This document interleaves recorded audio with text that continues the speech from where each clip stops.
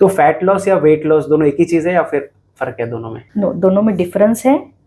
Weight loss does include fat loss, but fat loss not necessary only about weight loss. So fat जो है, fat deposition दो types के होते हैं देखा जाए तो. So one is your subcutaneous fat, जो ऊपर से आपको दिखता है थाइज में, लिम्स में, बेली में, सब जगह पे. विसरल फैट जो आपके इंटरनल ऑर्गन्स के ऊपर क्रिएट होता है. अगर बंदा ऊपर से पतला लग रहा है but still he can have that visceral fat. Fatty liver जैसे हो गया, उसको बोलते हैं. हाँ, तो in that case fat loss is different. It's not about weight loss. Fat loss, हाँ, बट आपका वेट बहुत ज्यादा है तो you are targeting everything. You are targeting on fat loss. आपका मसल लॉस भी होता है, आपका बोन मास भी कम होता है, everything is targeted. But if you are only targeting fat loss, तो फैट आपका हेल्दी लुकिंग बॉडी में भी फैट परसेंटेज ज्यादा आता है. And visceral fat is very dangerous comparatively subcutaneous, जो आपको बाहर से दिखता है, जिसके सिम्टम्स भी दिखते हैं आपको, बट जो अंदर होता है उसके आपको समझ में भी नहीं आता है कि मेरा फैट परसेंटेज ज्यादा है. यू थिंक कि मैं बहुत हेल्दी हूँ. जनरल लोगों को वही लगता है कि अगर मैं पतला हूँ तो मैं हेल्दी हूँ. नहीं, बट अगर फैट परसेंटेज फॉर एग्जाम्पल जैसे आपने बोला कि लीवर पे भी है, अगर फैटी लीवर है तो उसमें डाइजेस्टिव इश्यूज बहुत होते हैं. क्योंकि लीवर में आपके डाइजेस्टिव एंजाइम्स क्रिएट होते हैं जो आपको डाइजेशन में हेल्प करती है, तो ओवरऑल हेल्थ पे वो बहुत इफेक्ट करती है.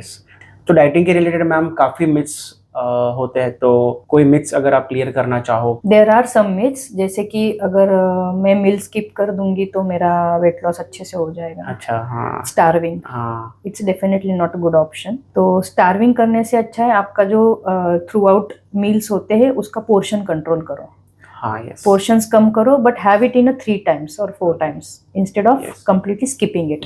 सो वो आपकी बॉडी ज्यादा से ज्यादा यूटिलाइज करेगी. Instead of storing it will get utilised. So आपकी हेल्थ इंप्रूव होगी. अगेन सॉल्ट के बारे में आजकल बहुत ज्यादा है कि टेबल सॉल्ट, व्हाइट सॉल्ट नहीं खाना चाहिए, pink salt, black salt, rock salt, blah blah blah सब कुछ खाना चाहिए. बट ऐसे नहीं होता है. हाँ, खाने में ऊपर से नमक लेके नहीं खाना है, but table salt is very much necessary because it is iodised. अगर हम वो बाय द टाइम अगर कंप्लीटली डाइट से निकाल देते हैं, so there are chances to get thyroids, diseases like thyroids. तो वो नहीं करना चाहिए. टेबल सॉल्ट इंक्लूड होना चाहिए. हाँ, ऊपर से सॉल्ट नहीं खाना चाहिए, whether it is a bland और कुछ भी हो जाए, ऊपर से नहीं खाना है. इसीलिए वो पिकल्स वगैरह थोड़े से अवॉइड करना वो एक बेटर ऑप्शन है, क्योंकि वो डायरेक्ट सॉल्ट आप खाते हैं.